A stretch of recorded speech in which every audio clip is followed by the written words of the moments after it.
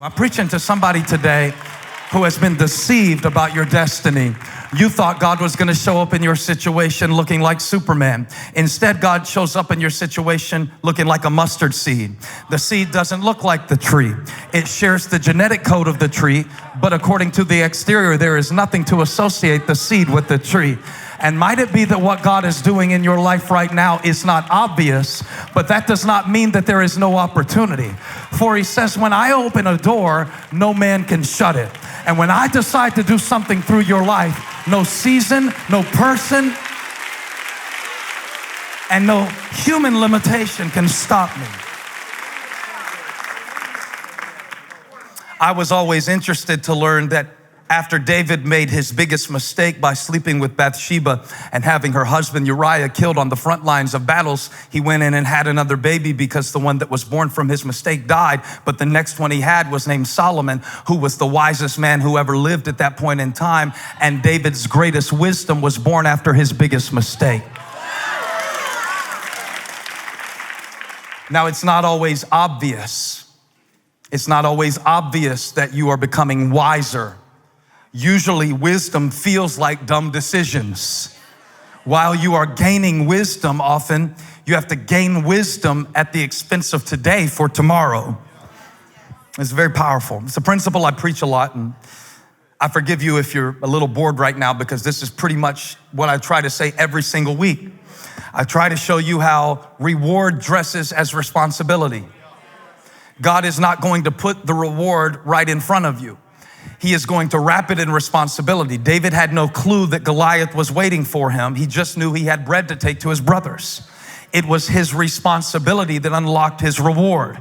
If he had waited for the possibility of an opportunity to demonstrate his warriorness, if he had waited for Goliath to show up, he never would have had the opportunity to see what God could do through him. But it was in his assignment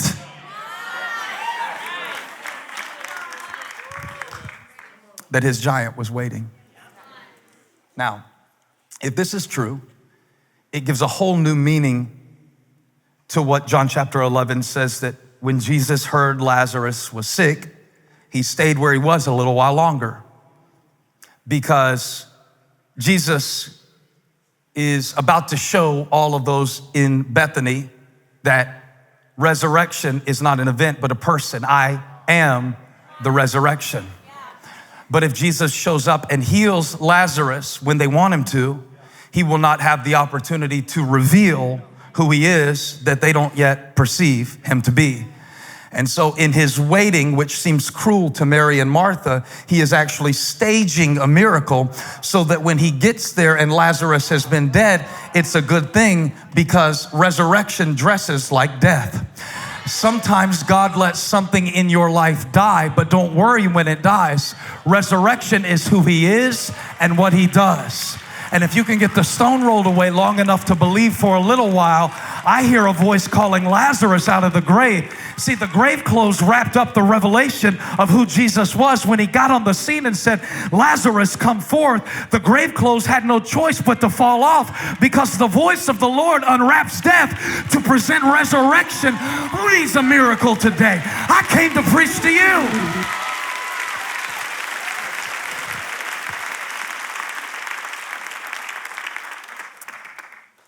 And the greatest opportunities are not always obvious. The greatest opportunities are often hidden. Jesus even taught in parables to hide the wisdom of God from the people who wanted to understand it with their human minds. He didn't want the elite to get it. And so he put it in parables. He hid it. He hid the kingdom. The kingdom didn't come announcing itself with trumpets and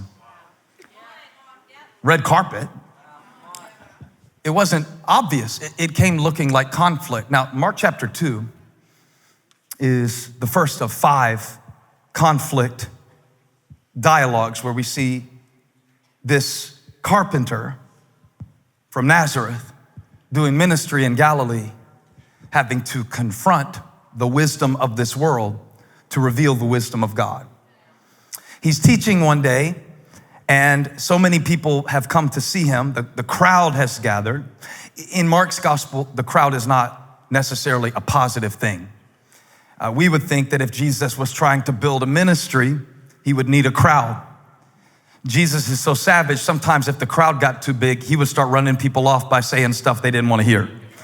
He really would. And you'll have to read how he fed people, and they were happy.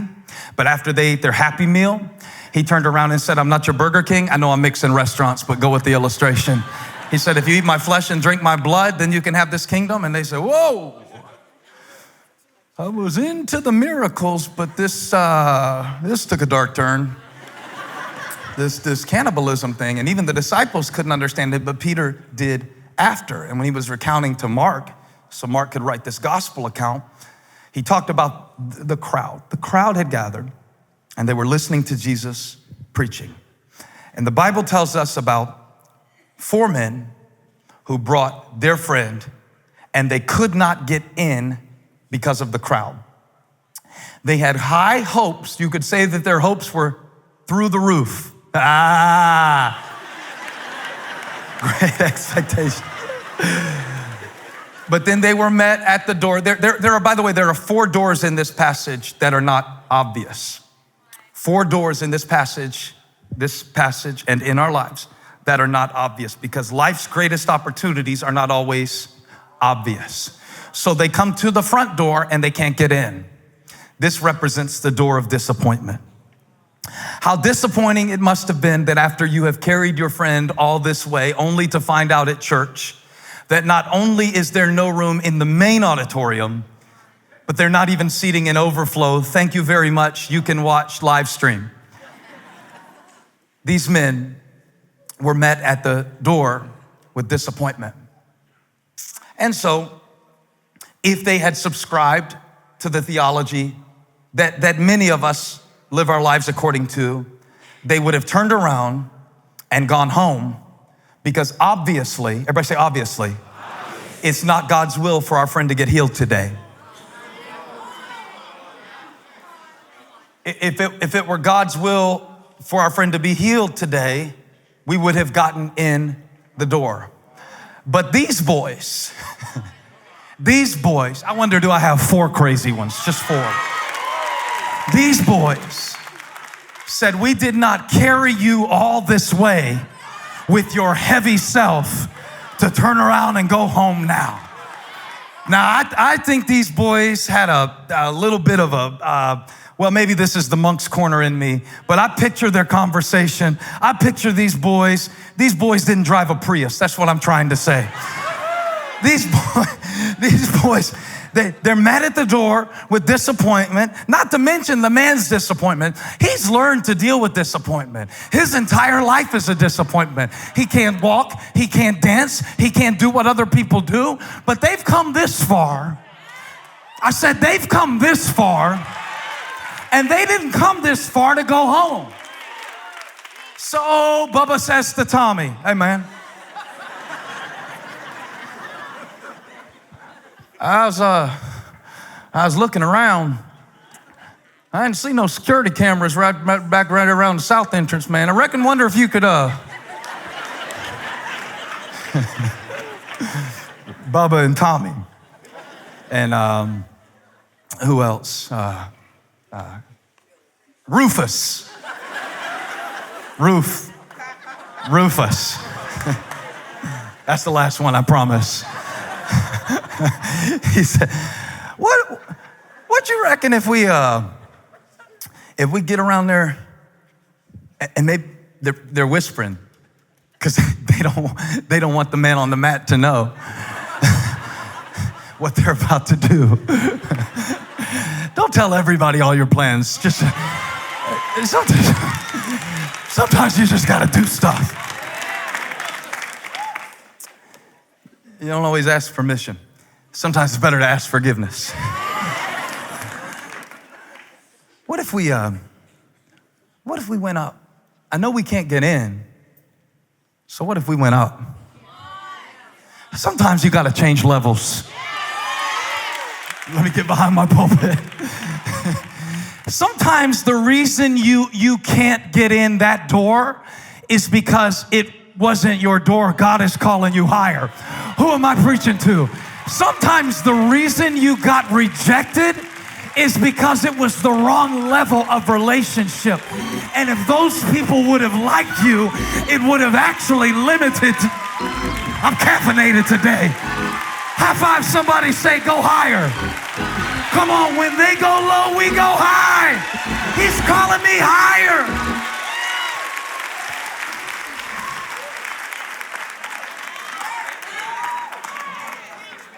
So they go up and they do not find a door, they make a door. Have you ever had to make your own door? Nobody gave me money to start this church. Nobody sponsored me officially. I wish they would have. But you know, I'm kind of glad they didn't, because I had to learn how to dig. And sometimes one of the greatest things that can happen to you in your life is to be turned away at the front door, because you discover another door. Somebody shout, there's another door. This is not the normal door. This is not for normal people. This is not for people who want to quit because the Wi-Fi was a little slow, or skip church because it was 43 degrees. No, this is for the people who have determined.